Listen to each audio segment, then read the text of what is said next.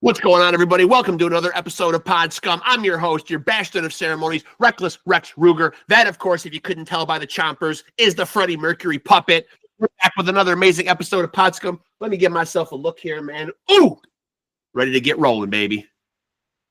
We got a good one tonight, and we're going to get down to it and chop it up. This is where the cool kids come to chop it up. Boy, Rexx Ruger, where's my man? We will get him, folks. Un momento. There he is. What's up, man? How are you, dude? I can hear you and see you good. Can you see me and hear me all right? I'm good. Yeah, perfect. I'm on my phone as opposed to the laptop, so just let me know if everything's good. No, man. You're absolutely perfect, man. And this is great. Two legendary frontmen. Oh, the son of a frontman. You can obviously tell by looking at me that this is Diamond Dave Lee Roth Jr., right? Unmistakable? Hell yeah. Unmistakable. Okay. I'll tell everybody, man. I'll either quote you on that, maybe even subpoena you, man, when it actually gets to court. But I mean, come on, man. I'll cut you in on a little bit of that Panama money when I get it. Please do. Well, I will. Hey, listen, man. Before we jump into any music conversation, man, as fellow Mets fans, I know that from being friends with you on Facebook, man. We can lament over what happened. What went wrong this season, in your opinion? I feel like it's like we should be talking about what went right. I mean, we just had a first really bad May and April, and yeah. I think June 1st is when we turned it around. But we had like the worst 2 months in the history of baseball, and then we had like the best 4 months. Yeah. So I just think there's so much to look forward to with this season or next season, man. I mean, I'm psyched. I live in Florida. I go to spring training, or at least I try to every February when the pitchers and catchers report. We used to take the kids when they were young, and it was a really good time.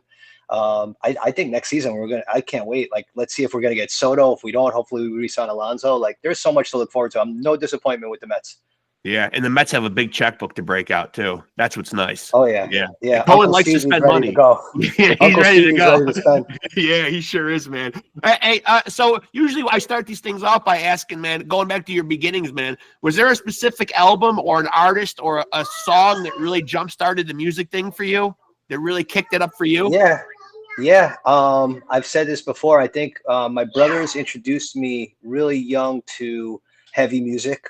And I grew up with a lot of different influences, but the one that stuck out for me when I was like 9 was Suicidal Tendencies. Like, when I first heard that record, and I heard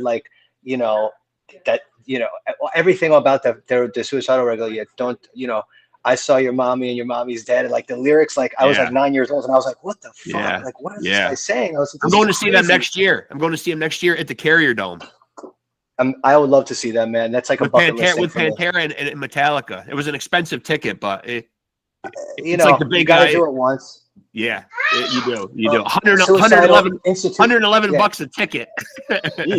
Institutionalized was like my jam, and I think Institutionalized got me into music, to be honest with you. Like, my brothers had all the vinyl, and that was the one that I picked up. I think probably because the cover was so explicit that it attracted me to just see, and it was intriguing. Like, I was like, what is this about, And that got me into music, actually. Like, Suicidal was definitely one of my first musical influences. And is there like a vocalist that you think, specifically a vocalist, man, that has inspired your own vocal approach, or that you take the most influence from? Probably a combination of the New York hardcore guys. Eddie Sutton, definitely. Rest in peace. Roger Moret, for sure. Rabies. Even guys like Freddie. Like, I try to, my style has always been my own, in terms of, obviously I have a higher pitched voice, and we started when we were young, but I really like the forefathers of our scene and our movement, are the ones that I look up to, and I feel like my voice could kind of be like a blend of them all. Yeah, I agree, man. And I've asked other hardcore guys on this before, man, but that that ethos that existed back then, man, when that sound really gets created, it was a different New York City back then, man. Do you think that ethos exists in hardcore today, or are young bands able to tap into that same, or was that like a snapshot in time that can't be recaptured? I don't think it could be recaptured, but like anything else, I think there's stuff going on today that's really cool. And I think that, 10 years, 15 years from now, we're going to be having the same conversation. Like, there's bands doing stuff today that's really cool. So that ethos was very different and OG and very original. And I think now there's some new stuff going on, like hardcore is headed in a lot of different directions. So it's just something in time that we'll always enjoy. but I think the movement is growing, and the music is evolving. I mean, like, what is hardcore to kids today is probably not what it was to you and I 30 years ago. You know what I mean? But the elements maintain. Where what's cool is like people respect the people that brought this shit to light, which is like, you know, even these new kids, like, they respect Agnostic Front, they respect Murphy's Law and Gorilla Biscuits and all the old New York hardcore bands, which is cool. Like, it's cool to see them pay the homage. It means they're not forgetting the roots of the music, which is really important about hardcore. That's well said, man. Yeah, I haven't had anybody on here, and I've asked that question a bunch, man, and heard some great answers, man. But that puts a good spin on it. It is nice that those older bands, man, out there are still hitting it as hard as they do, man. And the younger bands have like a sense of reverence for them. Definitely, man. Definitely. And I got a lot of respect for the younger bands to do that, because it's one of the things, like, you wonder, you're like, are these younger bands going to remember? You know, we're going on. Our band's been around 30 years. Agnostic Front's been around 40 plus. Sick of It All is going on 40. So it's like, you know, that was the first wave, right? So it's like, it's crazy. It's glad we're appreciative to be remembered anytime with these younger kids. Yeah, and I believe wearing Sick of It All tonight, man. Thoughts and prayers for Lou, man. Yeah, definitely. And Lou's doing good. Lou's like family for my family. My brother Mike is like best friends with Lou. You know, Sick of It All is really just like family for SHUTDOwn and for the Scondottos as a whole. So I'm happy to say that, you know, I know from, you know, reports on social media, he had his big surgery, and you know, per his own report, you know, he's cancer free. So it's an awesome, beautiful thing, and we just want him to get better and get back doing what he's loving soon. We love you, Lou. Good. So you got a new EP about to come out, and forgive me for not having this in my notes, but what was the last previous album that you had out? How many years has it been? 24, or 20, almost 24 exactly. Our second full length, Few and Far Between, came out on Victory September 10th, 2001. September 10th, 2000. So it's, and that was Few and Far Between. Few and Far Between. Yep. So now we're putting out a 12-inch double EP in January 17th on Equal Vision. And the first side is going to be 6 new songs. It's called By Your Side. And then the second side we released digitally last year. It's actually a re-recording of the songs that we still play off Against All Odds. We started it out recording it as a 25-year anniversary.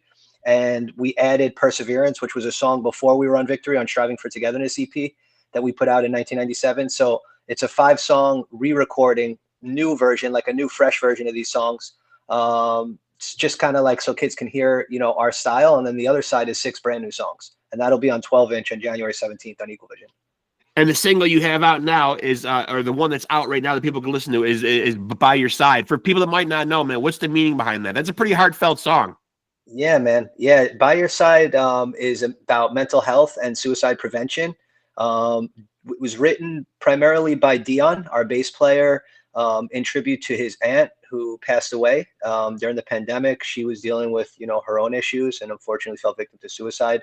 And it's a deep song, man, because in hardcore, we all kind of reach out to each other and lean on each other in the darkest of times, even if it's going to a show, even if it's kind of like being there for the people that are closest to you. I always felt like my closest friends were from the hardcore scene.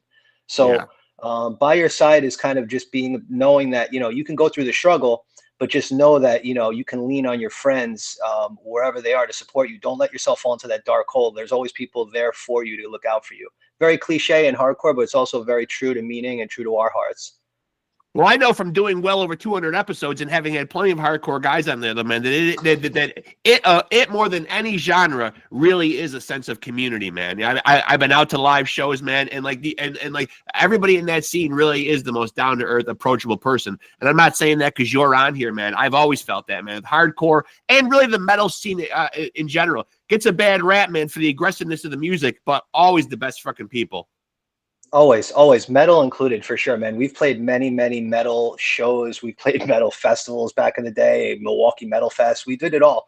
And the metal bands, just like the hardcore bands, like you say, it's a sub community. We're all part of the same community. I just like to think of it as we all have our different genres, you know, like we have the hardcore community, you have the death metal community, you have, you know, all kinds of different genres of you know, subculture in music. And, you know, we're all there for the same reasons. It's passion. It's we're there because we love it, you know, and I think that's the connector. Like we meet bands in Europe that are not hardcore by any means, you know, and it's like you connect with them instantly. You're instantly like boys, like it's funny. You're hugging within 10 minutes of meeting them. And it's like, they could be the most farthest thing from a hardcore band. You know, they could be a black metal band you meet on a festival, or you know, I think it was that band Stray from the Path that we met in Holland, and they were playing a twice as big club. We were on tour with One King Down in Europe, and they were playing 2 doors down from us, you know, at like a 3,000 capacity venue. The show was like sold out, and they came in during our sound check, and they were telling One King Down how, you know, they grew up listening to our bands. You know what I mean? So it's like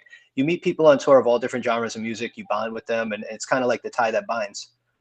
So when you guys get together to make this music now, man, what's the creative process like since you've had such a long hiatus? Does someone come in with the lion's share of the ideas? Are you guys just getting together and collaborating? Yeah, man, we never really stopped. The 3 guys besides myself, Dion, Steve, and Jimmy, we've all been the same 4 guys for going on 30 years, and they never stopped playing. They actually, after Shutdown stopped touring, they had some side projects, but then in between, they had a band called The Last Stand, which is exactly all 3 of those guys with my older brother, Mike, singing. So these guys have been playing together. They rehearse, they write music, you know, weekly, monthly, and they've been writing Shutdown songs for years. It was one of those things where when COVID hit back in February 2020, Dion, primarily our bass player, is a teacher in a school, and in a high school, and he was, you know, curved, and he had to stay at home, and he had a lot of free time. And it was like he went in his garage with his bass. I tell this story now on a few different podcasts. He literally hit the record button on his phone and started sending us riffs in a group chat. And we were like, dude, this is awesome. Like, let's put this to music. Yeah, and then next thing you know, they're rehearsing. They're sending me a clip in his garage of the whole thing. And then the next thing you know, they're in a studio putting it together, and I'm on the phone with them going, you know, it'd be really cool if we throw a fill in this part. And it's just, that's kind of how it came together. Time was on our side because of COVID, in the sense where we didn't have to rush anything. This was something we were working on privately. We weren't really talking about. We knew we were going to come out with it at some point. And that's kind of how it started. And then Dion brought a lot of the forefront of the ideas to the table in terms of concepts. This EP is so special to us for so many different reasons, but just to name a few, like there's a song about autism awareness, which is in tribute to Dion's son. There is the song about suicide awareness and mental health. We have a song about, you know, just being a guy, a family guy in your 40s, and having that internal struggle to do what you truly enjoy and what makes you happy, but to also fulfill the needs and wants and desires of your family and your loved ones. So there's some real deep stuff on this EP, and I'm really, really fucking psyched for people to hear it. Yeah, I love that.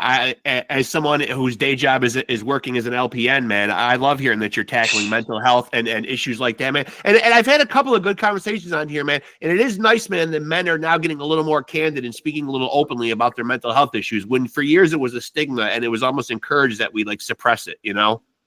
Yeah, man. I mean, we lost too many people in the last 15, 20 years. I can name them, you know, in the scene specifically. And it's like, if people only knew that so many people would be there for these people. Like, you know, sometimes in our darkest hour, we feel the most alone. Even the people that have the most friends and the people that feel the most like in your darkest hour, you feel like you're kind of, you know, you're in the corner, so to speak, on your own. But the truth is, the people that are there for you that you really, truly love can pick you up and just get you out of it. And there was a positive message on this whole EP that we wanted to maintain. Shutdown's always been a band that emphasized positivity, and not in a cheesy way, but in a way where it was authentic to the music that we created. So it was special to us to incorporate. And another thing that's special on this album is we actually incorporated all of our children on the record. So to close out the record, the song about autism awareness is called What Are You Thinking? And like I said, it's in tribute to Dion's son, Michael, who's now 8. And he was born with nonverbal autistic. And he's thriving now. He talks now. He's doing great in school. Like, it's a great story. But the song tells his story and how Dion dealt with it and kind of like the denial of it in the beginning. And at the end of the song, we have every child. I have 4 kids. Dion has 2 children. Steve has 2 children. And Jimmy has 3 children. All the kids collectively through an app were able to sing a chorus campfire style at the end of the album to an acoustic guitar. And that's awesome. It's really, dude, it's really fucking special. Like, that song's going to get released as a single and video pretty much in conjunction with the release of the record. It'll be the 3rd single, but it's the most special by far. I'm so excited for people to hear it. Some people may consider it a rock song. What Are You Thinking? What are you thinking? Yeah, that sounds nice. That's a nice idea. Yeah, I like incorporating the family in it. It really is. And Michael actually closes out the record. Like, it's funny. He's like, I'm done, you know, okay, I'm done, Dad, you know, and he sang his part. And it's like, it's a real, I'll tell you, I've had people hear it and actually tell me like they kind of cried when they heard it, knowing what it's about. So it's like, it's that special a song. And that's the kind of messages we wanted to put on the CP. We wanted it to be something people could remember us by. People may turn their heads a little and go, damn, I remember Shutdown sounded a little different than this, but you know what? We're older.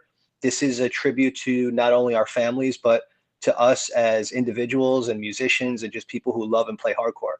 So that's what this is about with this release. That's nice that you got little kids, man. All mine are grown, man. But all mine are grown, but I got 6 grandkids now, man. So I'm kind of like reliving it again, which is nice. I kind of like being a grandparent young though, because I'm 51 years old. But I remember just being born and already my grandparents just seeming really, really old. Like grandparents have gotten to be like younger ages over the years, man. And it's nice because you feel like you can keep up with them a little bit, you know. I would imagine that's really cool. I'm 45, so I'm like, damn, that it. You know, I have a 17-year-old, so potentially, I guess you could say scientifically, in 6 years I could be a grandpa. But you could be, yeah. I'm not in a rush, but at the same time, I agree with you because when I was a kid, the image of my grandparents was like that super old person, right? And yeah, like that's what they were. Of course, in the 80s, you look at pictures of people in their 60s, they look like they were 90. You know what I mean? Yeah, but, like I know that from working in a nursing home, man, that like 80 is like the new 40 or 50, you know, dude, like people are living well older. Yeah, I looked at a picture of my dad. My dad, rest in peace, died in 2014 of cancer, but I have all these old pictures of him. And I looked at a picture of him the other day and it said he was 45, same age as me. And my dad could have easily looked 65 in that picture, but you know, he smoked like 2 packs a day. And like that was in 1980, in 1985, like, you know, that was the look, like, you know what I mean? That whole, like, that was the era. Like people just looked older because they a lot of things going on. Hard living. Hard living, man. Hard living, but a lot of living too. I mean, when your grandparents lived through the Depression, you got to figure that's going to tack on at least fucking 5 or 10 years right there. It's just worrying. World War II, yeah. And in my grandpa's case, born in the Depression, and in my grandpa's case, born into the Depression, first generation Italian American, and his parents were off the boat, and he was born in the Depression in like maybe around early 20s, and then he went off to World War II for like 5 years. You know what I mean? So these people have survived it all. You know, he lived till he was 87. God bless. You know, I could definitely say though, working in a nursing home, though, man, and this is symptomatic. This is pretty symptomatic of healthcare right now in general, anywhere you go, not just my specific facility, but because they're so short-staffed post-COVID, it's not a great time to be an old person in a nursing home. I can safely say that, man. There's just not the manpower to give everybody fantastic care. It's a big problem. Yeah, I can't imagine. I'm lucky enough that none of my mom lives on her own. My mom's 80. And you know, is fortunate enough, but I know, like, you know, a lot of people don't have that privilege to do that. And I trust me, I've heard this story several times and it's like heartbreaking. You know what I mean? It's like, because people at that end of stage of life or that stage, like they deserved kind of like the best, you know what I mean? And it's just unfortunate what happened. So you sound pretty dug in, obviously, man. You've got children there or whatever. So when you make this new music, what's a reasonable timeline of how much you go out and tour supporting this thing? Well, the cool thing about this is next year, this was a project that was years in the making, right? So like in 2023, we wanted to celebrate 25 years of Against All Odds, and we knew we were going to do a lot of shows. We prepped our families for that, but because of the guys' schedules, because Dion is in the school system, you know, Jimmy, our drummer, works for DHS, and Steve is a nutritionist and works in medical billing. So we all kind of have odd jobs. You know, I'm a corporate recruiter. I work from home. I've been working from home for 8 years. So it's like nothing new. Pandemic didn't change anything for me, really, to be honest. I'm an internal recruiter. That's good. I got lucky. I was a necessary worker, obviously, working in healthcare. So I had to get my vaccine and go to work. And wear a mask for 3 years. You guys were the heroes, man. I was lucky enough that in my job and my well-being, it really was turnkey in the sense where, you know, I didn't lose my job. I had my job. I worked from home. My company was great in the sense where they treated all the employees, you know, no one had to stress, that kind of thing. So it was, I'm very, very fortunate during the pandemic to be the position I was professionally. But to answer your question on the touring, in 23, we did a lot, and we asked our families we always ask the families' blessings. Everyone's married happily with kids, and we want to, you know, everybody to be on board. That way. They basically said, so we went to Europe in June of 2023 with One King Down and No Turning Back. You know, we instead of going for a month, we went for 11 days, and in 11 days we played 10 shows and we hit 9 countries. So it was like that was, and you know, No Turning Back, Shutdown, One King Down, and a band called The Worst Out from France. We all spent time on a bus together. You know, bonds were made. One King Down and Shutdown already had this brotherly bond, but the No Turning Back guys, who are from the Netherlands and Worst out from France. Like, it was just an amazing 10 days, man. Like, waking up in a different country. All the shows were great. We had a great time. Even the shows that weren't the best, I mean, we still made the best of it. You know what I mean? And we did that. And then that same year, last year in 23, in October, we went to Mexico City, and we played a festival in Mexico City. And then in December, we played a festival in Bogota, Colombia. So we wound up playing like 12 countries last year, and our families were totally cool with it. They see it, like, we come back and they see the videos, and I like, our wives will be the first ones to tell you, like, dude, we're like in good moods for like a month after those shows. I mean, and it's not like we're not miserable guys. Like, none of us are miserable people by any means as our personalities, but all of our wives have seen this, and they can testify to this, that like, we go and play these shows, and like, we come home, and it's just like, it like just breathes life into you. Like, you can see that for us, like, we truly, truly, truly love it. Like, we love being around each other. We love playing on stage together. We love playing these songs to these people. You know, being able to go to Mexico and like have all these people saying "We Won't Forget" with us, like that shit was so fucking special. Like, I still remember it. And that's awesome. Colombia was like a second home for us last year. Like, we went to Colombia and Bogota and played with some awesome younger bands, like from two bands from California, Dead Heat and Big Boy. We played with Regulate from Long Island. We played with Raw Brigade, who's a great Colombian band. The singer Carlos set the whole thing up. Shout out to Carlos. But like, these Colombian kids, like, I felt like I was playing a New York City show. Like, we came out there, they knew every song from the first song to the last song. Stage diving. That whole set's on YouTube. Like, anyone wants to check that out, I tell them to go check it out. It's literally one of my favorite shows. We're planning a whole South American tour next year because of it. So we're planning to do a lot with this release. The families are on board, so it's going to be one of those things where the summer will be real busy because of our schedules, and then on the weekends before, we'll do pockets. Like, we're already planning the West Coast in the spring. We're going to do the East Coast. We actually just booked a show in New York in March where we're playing with Fishbone and Scream where at Brooklyn Monarch, March 22nd. Well, hey, if you ever can come more upstate, because I'm upstate New York, but I'm closer to Syracuse, which is really like 4 hours from the city. So it's quite a long trip. You know what I mean? But we're planning on doing all that because we're going to hit Canada as well. So it's like, I would say there's a very good chance that if you're into Shutdown, you will be in a city close to you next year at some point, somewhere close to you. Well, I don't mean to drop any innuendos, but if I could suggest the Lost Horizon in Syracuse, that would be perfect. Bro, I love the Lost Horizon. What a place, man. What a place. That's like, the closest place for me. That's the closest place. I love going to shows there. From my door to their door, I could probably be there in about 35, 40 minutes. So that's a nice little trip for me. Yeah. Shout out to Carl Earth Crisis, man. I love everything. When I was a kid, like 315, Cabal, Syracuse, like I want to say like pre-shutdown, like that shit, like I loved everything about that. Like, I was a big Syracuse hardcore fan. Like, when I first heard Firestorm came out in like 1993, I think it was, or 94, like that was when I was first getting into hardcore. Like, that shit just blew my fucking mind. And when Shutdown got to play the Lost Horizon, a lot of people don't know this. We played the first original Hellfest, which was not the Hellfest that probably you see on flyers. Like, it wasn't really billed as Hellfest, but it was in 1999, and it was in a hall in Syracuse. And same promoters, and Shutdown played that show. And I don't have the flyer, but the lineup was pretty crazy. And I feel like Bane probably played it. They were like real newer band at that time. A few other bands, but it was a really sick lineup. But we've played the Lost Horizon a couple of times. It was really cool when we played it on tour. It's always like a bucket list of mine to play that when we were younger. Yeah, the Lost Horizon is like the ultimate dive bar too. You go in there and it's got the sketchy booths and the low ceiling and the low stage, and it just, the sound just packs right into the place. I remember on maybe you probably remember this too. Do you remember the 2020 where they filmed like the interview with Carl from Earth Crisis about Straight Edge, and they were at the Lost Horizon? Yeah, that was good. Was like, and all the kids were like selling zines on the table, and it was like, it was just so cool to me. Like, I was like blown away by that.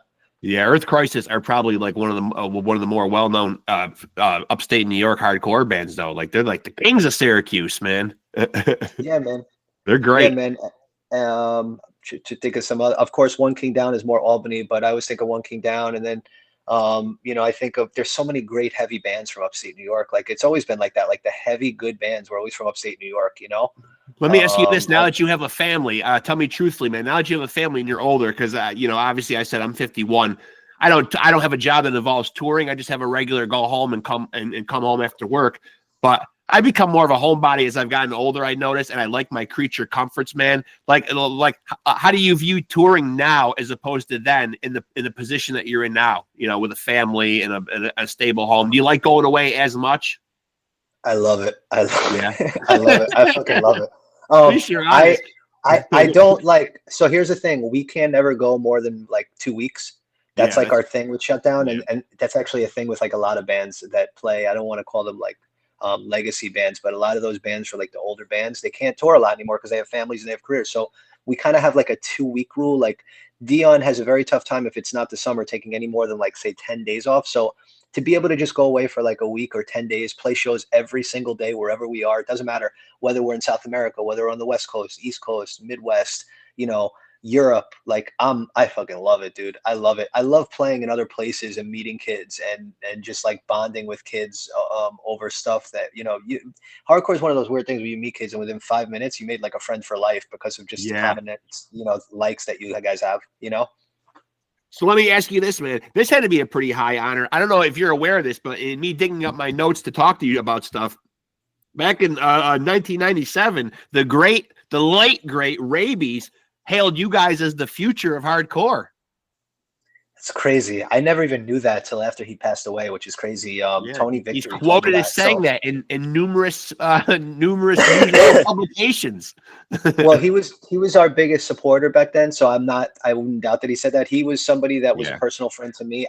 I always tell people, like, I met him when I was 15 and he died when I was 17. So it was like, but can I just say that like the 2 years that we spent as friends, like we were really good friends. Like we talked all the time on the phone. We've hung out, he took us on weekend tours. I hung out with him on weekend tours. He, hung out with my first girlfriend. You know what I mean? Like, it's like this guy, like he was very much more than someone in music to me. He was more for sure a mentor, but, after he passed away, I never realized how much he pushed us to Victory to sign us. He never told me. Like, he wouldn't call me and say, like, I'm calling Victory and I'm telling them to sign Shutdown. You know what I mean? Yeah. And like, he would never tell me that. After he passed away, Tony from Victory would let me know. He's like, dude, Rabies would like never leave me alone to like sign you guys. And I'd be like, dude, they're too young. And he'd be like, no, trust me, sign them. These kids are the best. They're great kids. They're going to tour. Blah, blah, blah. And like, it's come to find out, like after he passed away, like he was literally in Tony's ear, like every day to sign our band, which is really cool. Like, who the fuck would ever think that? You know what I mean? Yeah. So he was just that type of guy. He loved helping kids out. He felt like the youth were like, the future of the movement, which still holds true to this day. And I was just lucky to cross paths with him. Literally, I tell people, like, I was just a kid that was lucky to bump into him at a show randomly, give him my demo, and become friends with him. And he really made me feel like he wasn't in a band. He was just an older guy in the hardcore scene, and he wanted to help teach me about the music, the movement, and just like kind of how to move in general, like with a band, which is just priceless. Like, you can't pay for that. You know what I mean? Like, you couldn't wish that in your wildest dreams. But for me, it was Rabies. That was the person that did that for me. And that's why, like, we really hold him true to his band. Like, we'll always honor him. Like, it'll never get old. Like, somebody is like, oh, you guys ever going to not play Don't Forget the Struggle? I'm like, never. We'll always play. Every time you ever see Shutdown, you'll hear We Won't Forget and Don't Forget the Struggle. And we do those songs in tribute to him because 95% of whatever we did and accomplished as a band wouldn't have been possible without his help. So even beyond the grave, which is kind of crazy. He's widely revered in that scene, and he always will be for good reason, for sure. And so I don't want to bombard you at the end of the interview like I have been being guilty of lately with my subjective questions. So I'll thread one in right now, man. Your Mount Rushmore of all-time musical acts. Your top 4. Don't just have to be hardcore necessarily. No, I like that. All-time musical acts. Metallica has to be one of them for sure. I mean, it's just the respect level. There's just a respect level there that has to be there with them. I think I would be crazy if I didn't put a hardcore band in there. And the band I'm going to put in there is Sick of It All because they've never stopped playing. They work so hard and they consistently just put amazing records out. They're one of my all-time favorites. I have like, a lot of all-time New York hardcore favorites, but I think consistent Mount Rushmore, I think Sick of It All is on it for me. And then I want to go outside of like the typicals and just say probably, let's see, I would say Mount Rushmore of music. For me, Johnny Cash, he's on there, I like hearing that.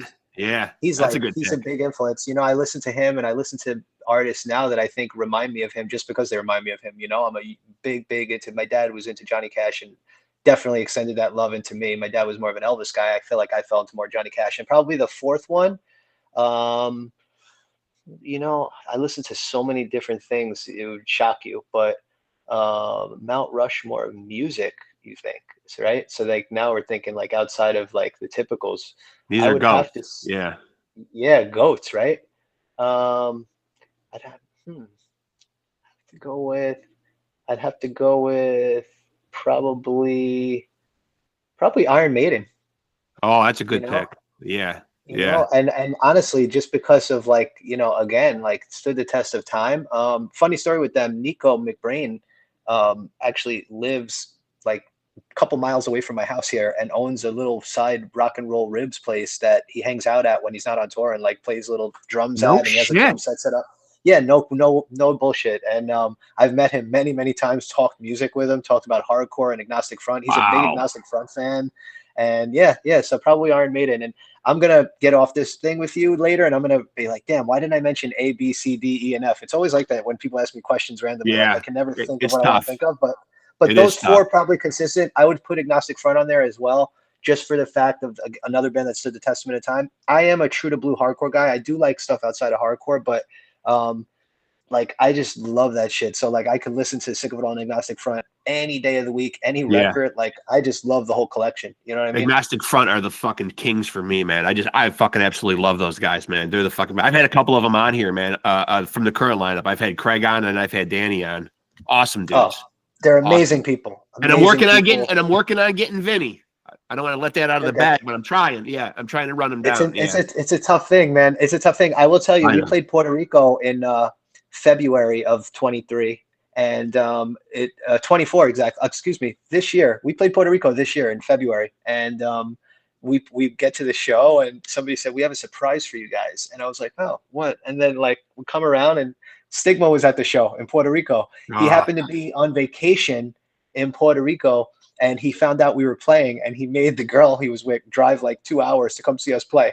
now And that's a diehard hardcore guy. and he is so special to us, man. I love him. I've spent so much time with him. I traveled the world with Stigma. We spent 6 weeks in Europe with Agnostic Front on a bus together every Yeah. day. We played, I want to say, every country in Europe together in that tour, and then we spent probably 8 weeks in the United States together, touring together, like sharing vans and just like riding out together every day, just touring. Like, I mean, he is like family to me, but beyond family, you know. And the relationship Shutdown has with Agnostic Front and Sick of It All is very special to this day. We maintain those bonds and friendships, and I'm thankful for it because I still love those bands as a fan. So to say Yeah. that those guys are like my friends and brothers, like that, like you said at the beginning of this, like that is the coolest shit about this music is like these people are within an arm's reach. Like we're all cool, man. Like everybody's friends, like everybody's chill. There's no room for rock stars in hardcore. Yeah, and Vinny is now also a published author. His book is amazing, man. I was also going to say, man, I got to meet them when they played the Lost Horizon. I got Roger's book. He was kind enough to autograph him, man. I got to meet him afterwards. But I think the next time that they come anywhere close, the experience will be a little better, man, because I have formed a pretty good friendship with Danny, who's playing drums for them right now, man. So the last time they came through, he wanted to put me on the list, and it was just a matter of it was my weekend to work, and I just couldn't go. But so hoping maybe I'll get a chance, an opportunity to actually meet the guys a little bit more in depth, man. You know what I mean? I'll kind of have an in, you know what I mean? I didn't have that time. It was just dumb luck that I got to meet them afterwards. But yeah, Roger's one of those guys where it's like if it's a show, you probably aren't going to meet him at the show. You'll probably see him after the show. He's always kind of has his thing going on before the show. Stigma is always out there, you know. He's always out and about. And Gallo is somebody that you should definitely bring on the show. He's great, man. I love Gallo. yeah, Mike I've Gallo. talked to him.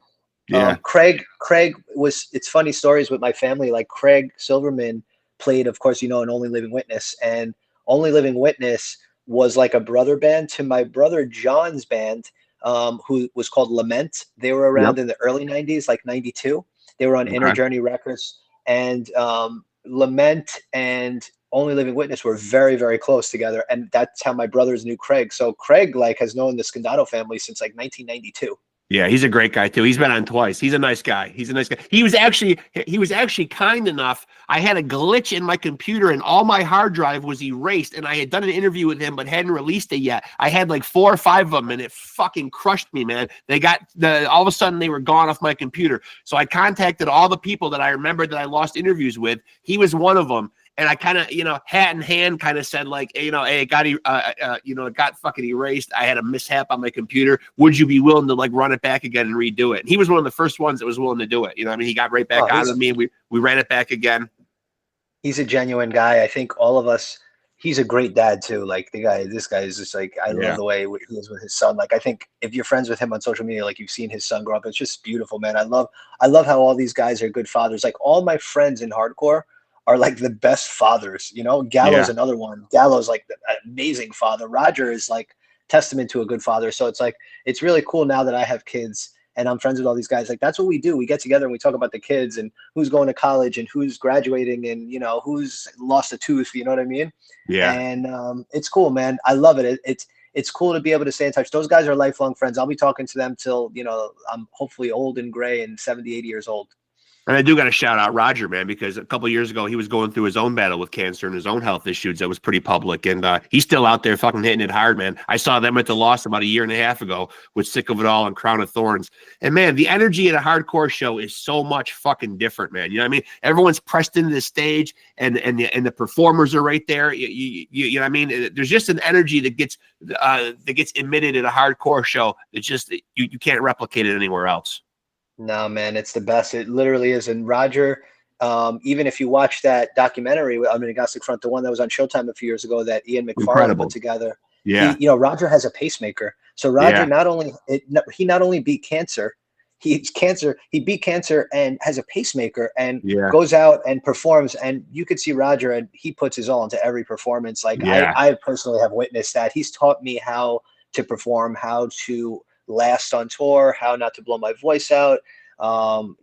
Literally like everything there is to know. The guy was like my mentor from early in life. And it's really cool, like, to be able to stay in touch with these guys later in life is a blessing, and Freddie is another one. Like Freddie is just, Roger and Freddie are just like the best people. You know what I mean? They're like the creme de la creme of like, hardcore family, and I'm proud to call those guys my friends, but it's cool to be able to go to their shows now. Madball's playing in Florida next weekend. I can't wait to go. A week from tonight, they're playing in West Palm Beach. So you get to reunite, see him a little bit, hang out. Oh, dude, I love it. I love it. He always invites me on stage to sing Pride, and it's like my favorite thing in the world. And it's just like Madball is my favorite hardcore band as well. Like first record I ever picked up was Set It Off, like for hardcore in 1993. So nothing wrong with that, man. I've seen Roger and Vinny in interviews. Both of them say that Freddie is the greatest hardcore singer of all time. He probably is, to be honest. Roger, his own brother, and Vinny, both I've seen in interviews say that they think what he brings to the stage. But he grew up seeing it from a very, very, very young age. He did, but his energy is just crazy. Like he brings it every freaking show, man. Like it's crazy. He's bouncing off the stage back and forth. Like Freddie does not ever give less than 100%. If you've ever seen him live, like he is, forget it. Like you'll never see a show where Freddie is like not 100% ever. Yeah. It's pretty nuts, and that's another, just think about how many shows they've played and how many times I've seen them. Like you think one show you'd see Freddie like off his rocker. Never. I've honestly never seen it. I've never seen it. The guy knows how to work a crowd. He knows how to kind of just get you into it, like that's seeing a Madball show is like spiritual. It's like, it's more like the music is so bouncy and hard and heavy, but then Freddie just brings it all together. I fucking love seeing Madball. I can't wait to see him next weekend. It's great that you guys all have kids, man. What do your own kids think about like the type of music that you make? Are they old enough to have like musical opinions? I think I saw your daughter in an interview with some kid. Yeah, she's Harley's my third born. She's 10.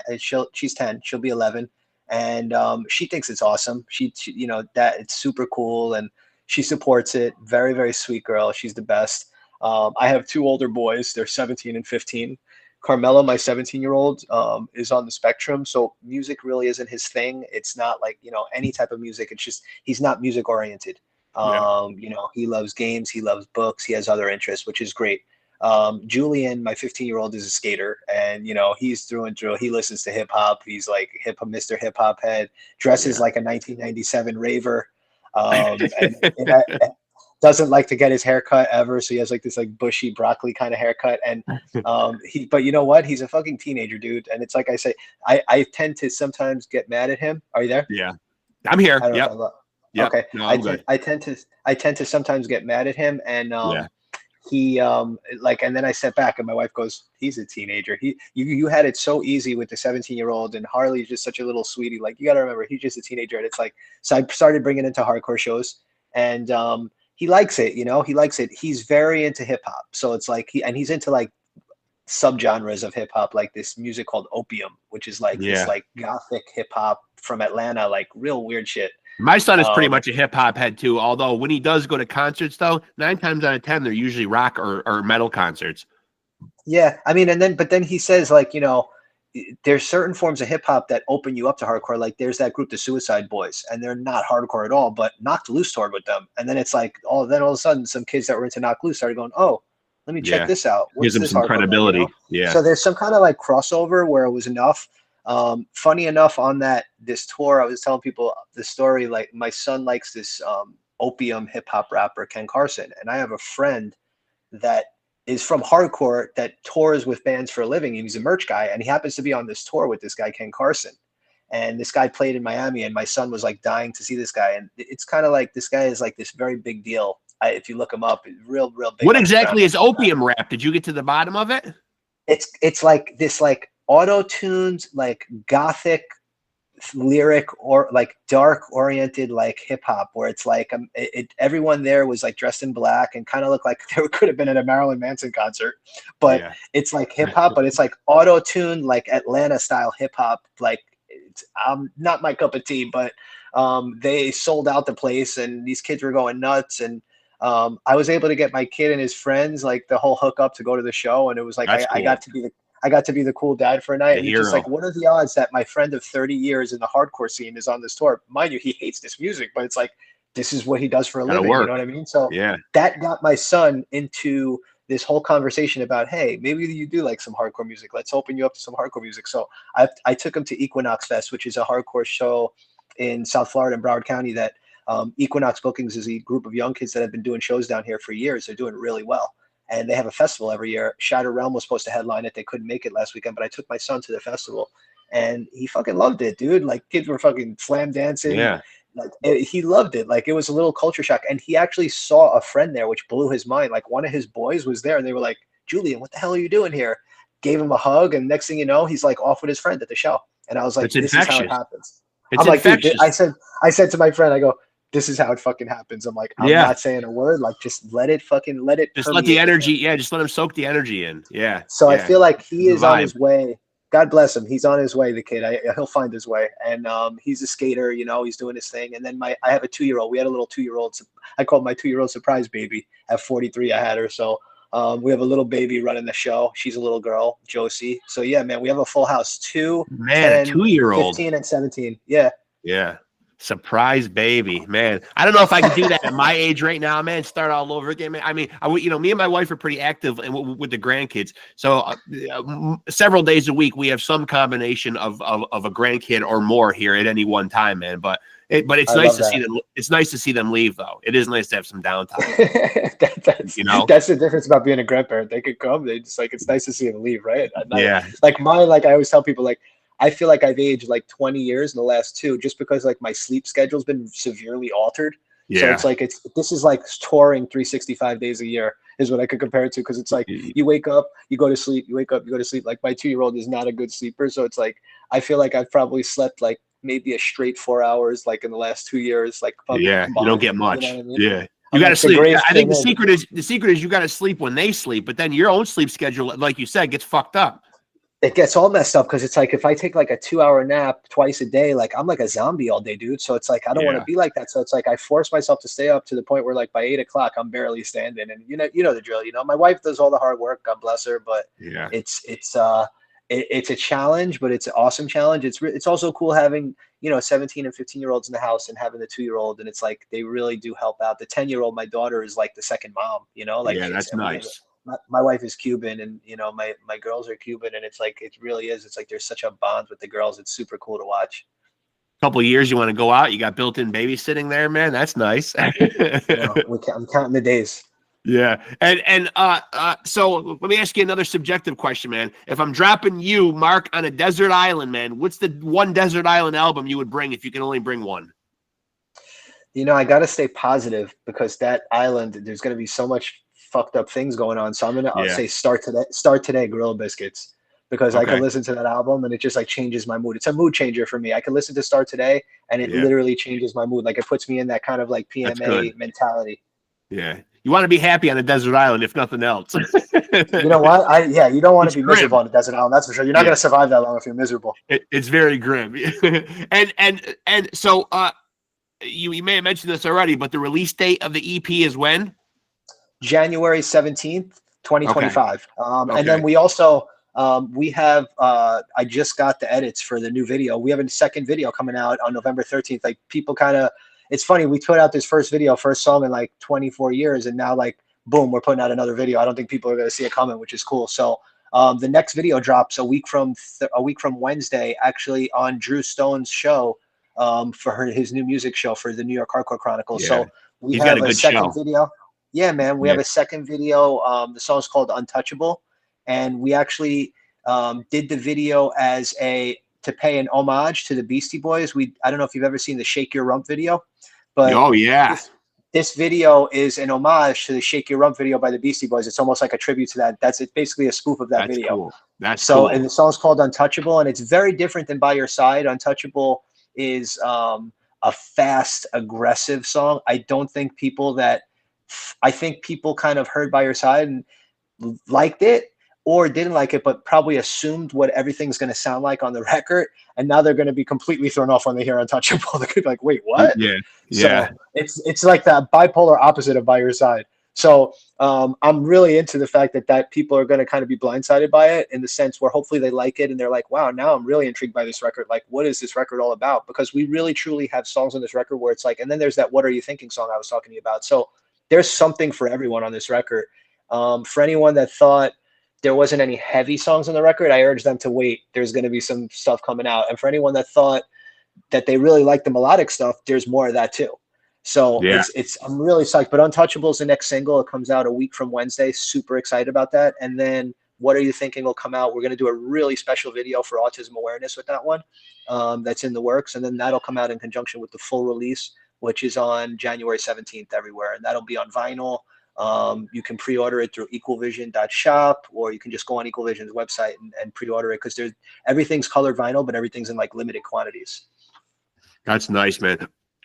Dude, I love the fact that you're doing something with autism, though. Oh, me too. It's a nice thing to incorporate into the video. That's special.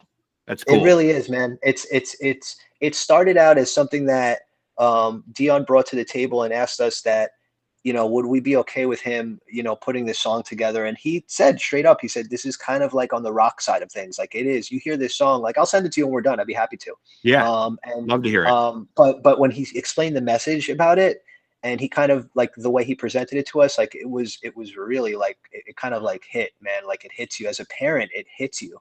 And my oldest son is on the spectrum. He's on the autism spectrum, and it's Dion wrote this song for his son, but I can connect the song myself just with the lyrics about my own son. So it's like, I think we found out the statistic, 1 in 5 parents now is affected with some form of child with autism. It's insane. Like, it's insane. Yeah. The first case that they ever like came out and said this child has autism, like officially, was 1988. Like, it never had, like, we know people now, you look at them, like I look at people and say, that's, they might have some form of autism, just the way they socially communicate, like people our age, right? But like, they didn't actually diagnose this stuff till like the late 80s. I know. It's like our generation had kids and their generation had kids, and it became more dominant. But it's like, we're still learning about this stuff, and it's like wild. So as parents, as kids that deal with it, and it's really wild. So the song is really special. I'm really excited because April is Autism Awareness Month every year. And we're going to do something really, really special. Like, this is all about spreading this message. Like, and that's what this record is about. It's like, we talk about music with a message, like this EP is music with a message, which is super cool, man. And then why the tribute? I mean, obviously they're fucking legends, man. But like, what's that mean to you? Like, when you guys do a song in tribute to the Beastie Boys, like, what do they mean to you guys? as a band, all four of us just grew up idolizing the Beastie Boys. We are four guys from Brooklyn that grew up in the 80s. And all of us are within the same age, give or take 2 years. Dion and I were born in 79, and Jimmy and Steve were born in 77. And there were no greater there was no greater testimony to success, hard work, and musical genius than the Beastie Boys, you know, for us as kids. And when we were young as Shutdown, we used to come out to No Sleep Till Brooklyn because that was our tribute to them. Like all four of us, there's a handful of bands I would say we can count on our fingers that all four of us can truly say like we worship these bands. And the Beastie Boys is definitely one of those groups. I saw the Beastie Boys play at Coney Island High in 1996 under Quasar, the fake name, with Sick of It All under Alleyway Crew. I witnessed some great things. Dion has gone to some amazing Beastie Boys concerts. Everything about the Beastie Boys we love, you know? And this tribute was Jerry's idea, the director of the video, who's like a fifth member of Shutdown. Shout out to Jerry Farley, who produced the record, produced and engineered the record, and also directed the videos. So Jerry, you know, really worked a lot with us, but this was all about kind of, we wanted to do something different. You know what I mean? That video, if you remember, it's like fisheye lens on the rooftop. There's a cat in the video on the turntable. There's some like weird 4D effects. Like if you remember that video, you'll see this video. I'm actually going to send it to you when we're done, and you're going to be like, oh shit, okay. now I remember Shake Your Rump. Yeah.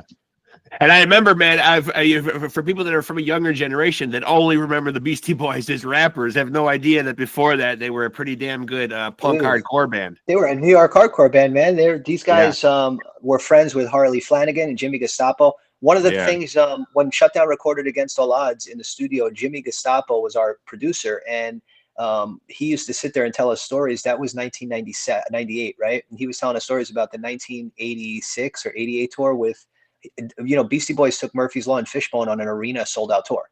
It was Beastie Boys, Fishbone, Murphy's Law, and it was a sold out. Beastie Boys were the #1 artist in the country, not just like they were like on #1 on Billboard. Like they were selling out multi nights at every arena in the country. Beastie Boys took Fishbone and Murphy's Law.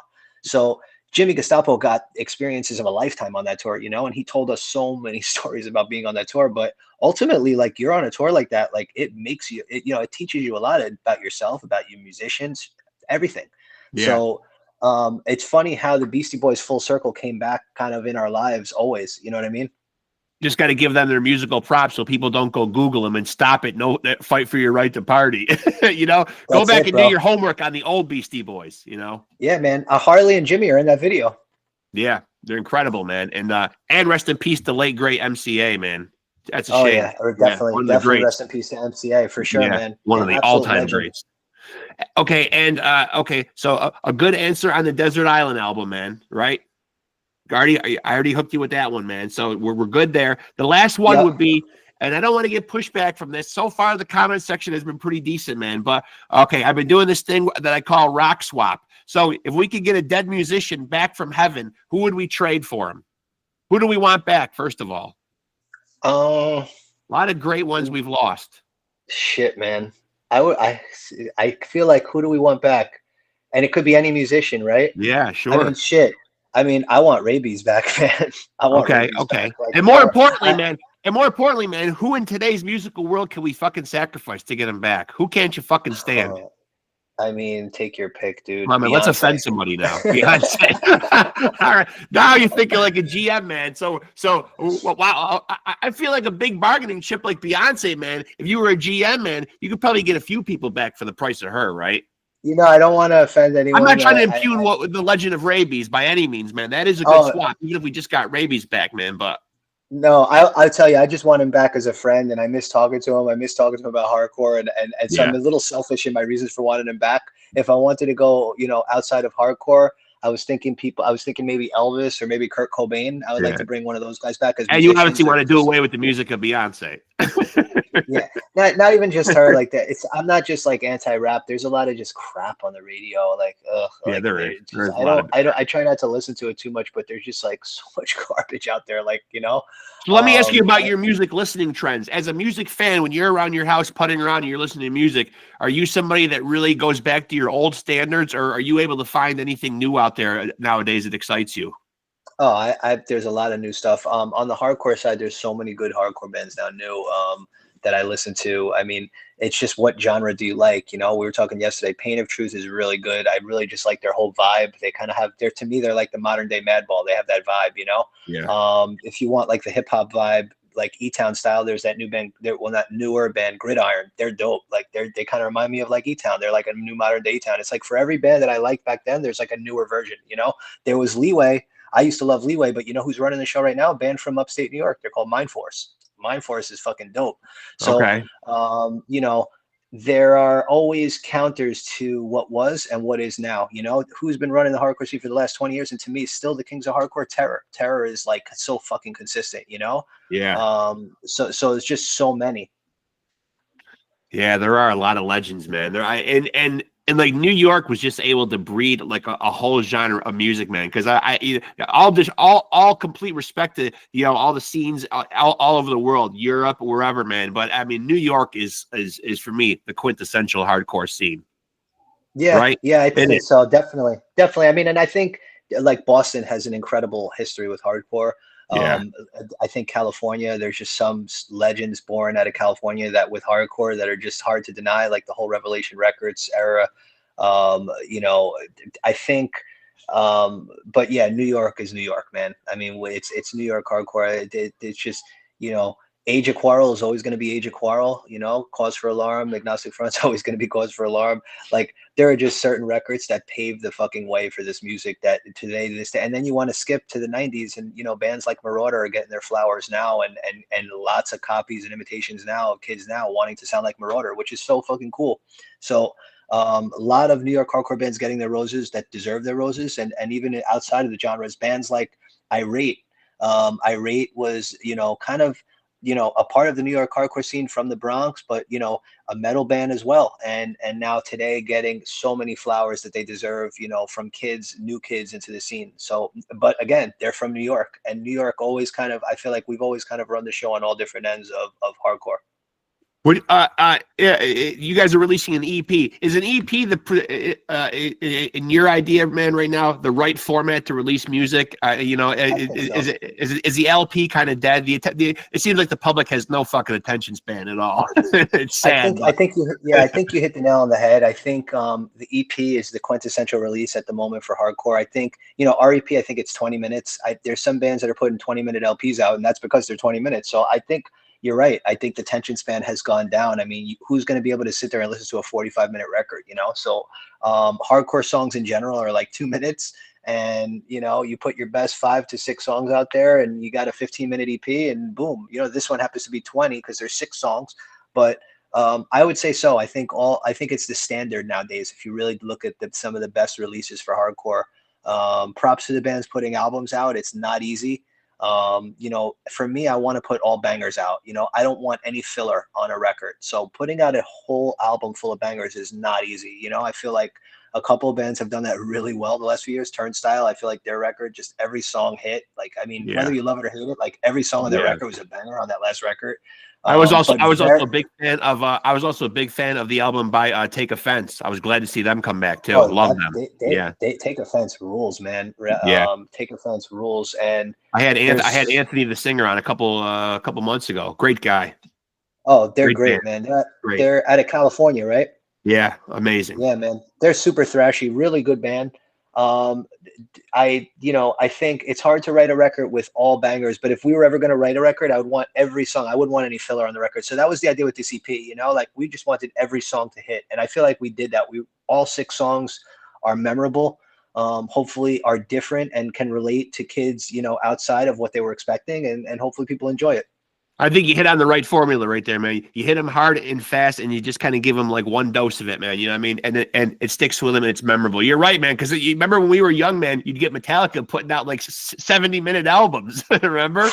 Dude, it's crazy. And the thing is, we want to play, like, if we go on tour next year, like, I don't want to play like I want to be able to play the new songs and the old songs. You know what I'm saying? Like, for Shutdown as a band, like, we put these 6 new songs out. We could still play the songs that people want to hear, you know, the songs like We Won't Forget or, you know, Few and Far Between. We're still always going to play those songs, but now we have some new stuff to play too. You know, we're not just beating the dead horse, so to speak. So it's like, it really adds something to being able to travel and play and with these songs because of the meaning behind these songs. It would be great to get people behind these songs and just be able to travel and sing these songs with people the way we sing the older songs. Like, that's really the dream with this. And so now that you guys are back in full force, man, like you know, obviously you don't want to take another 20 years before you make your next album. How prolific do you guys want to be now? How often should we be expecting material? Do you have a timeline of, like, you know, you put this one out now or in January? How fast do you think about a follow-up? You know, how long between releases is the right number nowadays? I think there's no right answer. I think for this, I think we travel and play as much as we can in 2025 because this comes out in January. So it's just play as much as within our means we humanly can, which is already the plan. And I think past that plan, we just take it one day at a time and just see where it goes. You know, for the time, as long as I've said this before, as long as we enjoy each other, we enjoy playing together, sharing the stage together, we enjoy traveling together. These are all important things. And more than anything, we enjoy each other's company. I think the sky's the limit. You know, Dion, Steve, and Jimmy continue to, you know, rehearse and write music consistently. It's not something that just stops and dies down. I mean, we had ideas be outside of these songs that we just squashed. You know, we just decided this is what we wanted to use for the EP. So I would say there's definitely going to be more new music, but we're just going to focus on this right now and then just enjoy it because we're really happy with the way it came out. And we just want to be able to, you know, go and travel and play these songs as many places as we can. And what's the best way for people to find out what's going on with you guys? Is there a specific website or a place to get their information on Shutdown? Whatever they prefer. We're on Facebook under just the name Shutdown. You could easily find us. Shutdown NYHC on Instagram. You can follow me on Instagram. If you have any questions, hit me up, shoot me a DM. It's at Mark Shutdown. I'm always responsive. You know, always getting back to people. And really, they can go on Equal Vision. They could find tour dates and stuff like that. It should be very easy to find out where we're playing. And if you just follow us on social media, there's going to be a lot posted really soon. We just actually booked. We're about 90% there for booking our tour. We're going back to Europe in August, working on another tour for next November. There's so many cool things going on. Like I said, South America. Talking about Japan and Australia in the summertime. We're talking to, you know, lots of shows in the United States. We're definitely going to be in upstate New York. So absolutely. Those crowds are going to be fun. Yeah, those crowds Equal are going to be fun. Vision's in Albany. Europe's amazing. Europe's amazing. Yeah. It's a whole nother level there. If there's anybody in the hardcore world that has any kind of hookup with the Lost Horizon, please reach out to these guys. That would be appreciated.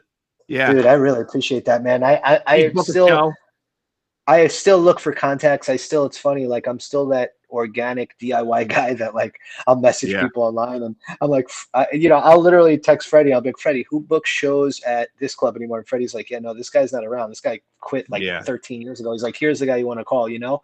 Thankfully, there's a lot of cool kids, younger kids that just are really open-minded about the fact that we're trying to get back into the mix and are indulging me. And like, we're playing a bunch of festivals next year. Thankfully, everything's going to be posted really soon.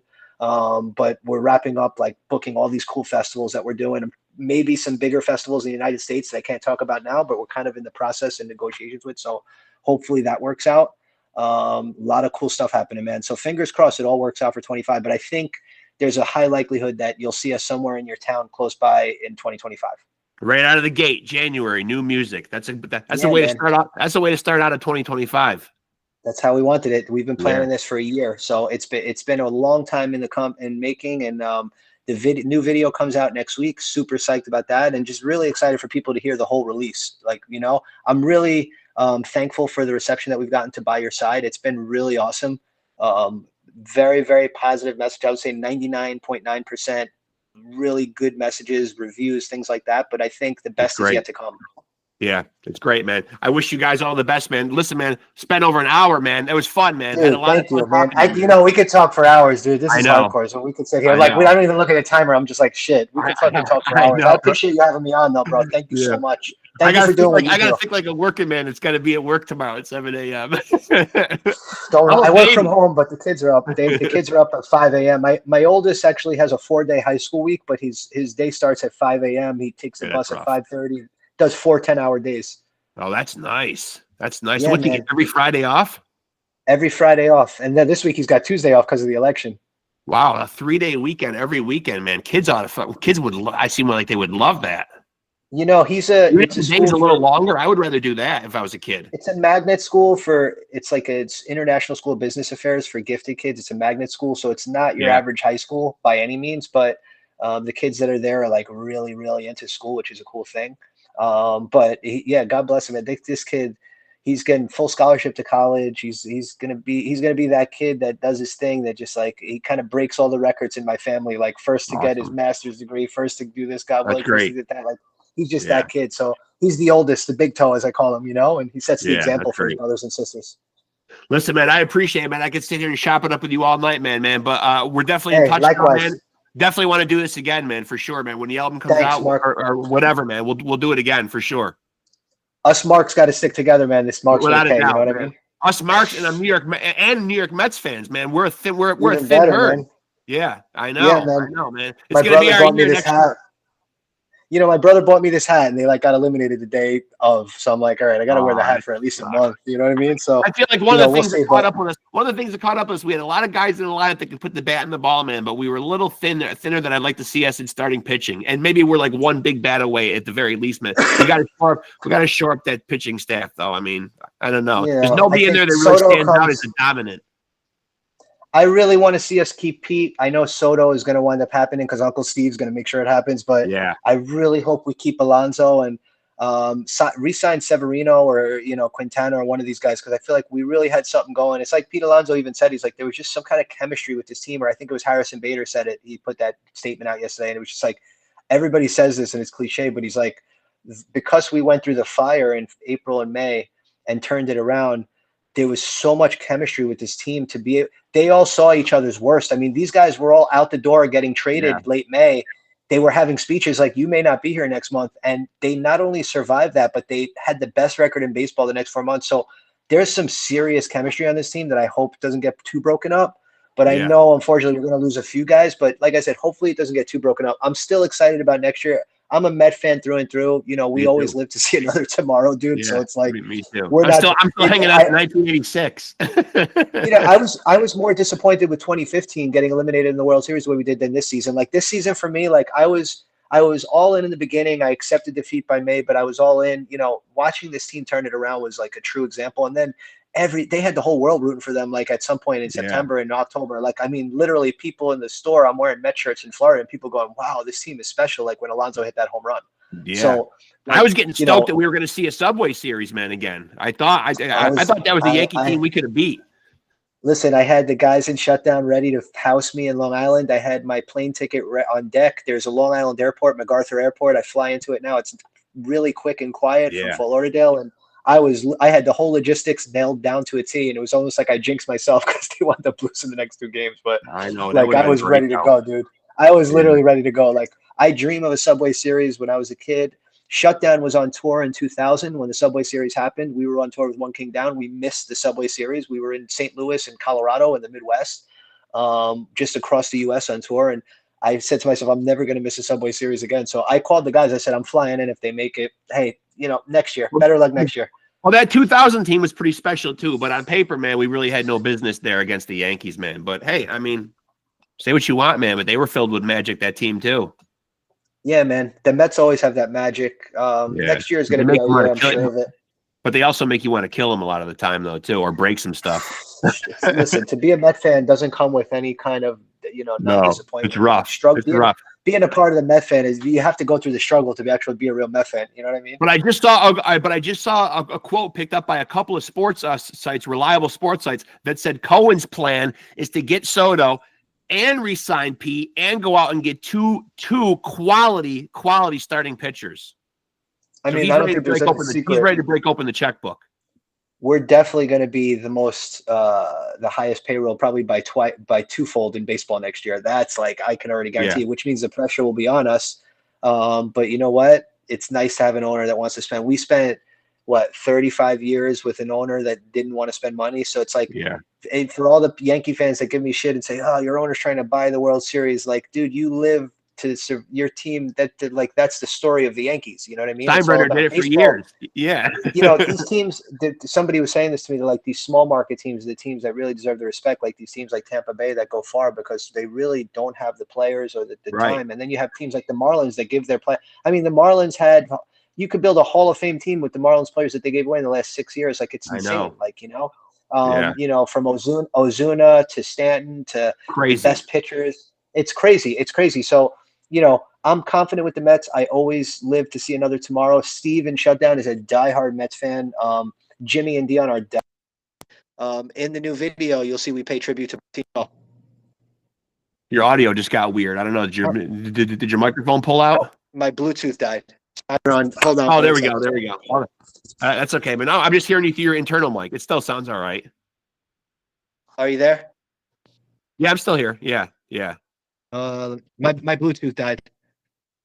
Yeah, that's all right, man. Well, listen, man. Listen, you spent a lot of time on me, man. I really appreciate it. We'll stay in touch, and we'll definitely do this again. Yo, thanks, Mark. I appreciate it, man. Sorry to keep delaying you. It's been like the last 2 weeks. I probably did like 4 of these, and it's just like finding a quiet space and quiet time. Like the whole family actually upstairs. They take showers. They're in their rooms, and it's funny because as soon as I hang up, they'll come down and grab their cookies and milk and shit, and be like, "You done, Dad?" But no, I appreciate it. I understand real life. You have grandkids and a family too, and like me, you do this shit for the love of it, dude. So thank you. I appreciate you. Thank you for supporting Shutdown, man. I do appreciate all of it. Yeah, I appreciate you, man. Thanks for doing it, man. And I'll send you the link when I put it up. Share it around wherever, man. Sounds good, brother. And I want to send you the new stuff. Should I do it by email or just send it to you on a messenger? Just send it to me on Messenger. Yep. I'm going to send you a private SoundCloud, and I'm going to send you a link to the new video. Awesome. I appreciate that, man. I can't wait to hear it, man. Thank you. Awesome. Good talking to you, my friend. Have a great night. Likewise. Yes, have a great one. You too. Yep. You too, brother. Later. There he goes, folks. Mark Scondotto. If you don't know Shutdown, go learn Shutdown. Fucking great fucking hardcore band, man. Their new single, By Your Side, really heartfelt, man. Very melodic. Awesome fucking hardcore, man. But as you heard, heavy shit is on the way, so don't judge a book by its cover. But the By Your Side song, very touching, man. As you heard him say, amazing meaning behind the songs, man. Sounds like Shutdown is back in full force, man. Love it, man. Love the positivity that Mark and the band exudes, man. That's really the embodiment of what hardcore is all about right there, man. Enthusiasm, man. Loyalty to the scene, man. Looking at everybody around him in that scene, his family, man, and just really ingrained in the fiber of the hardcore scene, man. Love Mark, man. Love the enthusiasm, man. Love Shutdown. Glad they're fucking back, man. And a new EP coming, as you heard, to kick off the new year in 2025. Go check out Shutdown on all the platforms. Check out their past work. Follow them on the sites that Mark said. Almost losing my voice a little bit. Well, we did talk for more than an hour, though. Great conversation, man. Thank you, Mark Scondotto. Truly an honor having you on here, sir, and we will definitely chop it up again, man. That being said, follow us on Facebook, subscribe, hit the notification bell on this channel to stay tapped in where the cool kids come to chop it up with your boy, Rexx Ruger. And with that being said, let me remind you to take it easy and keep it sleazy.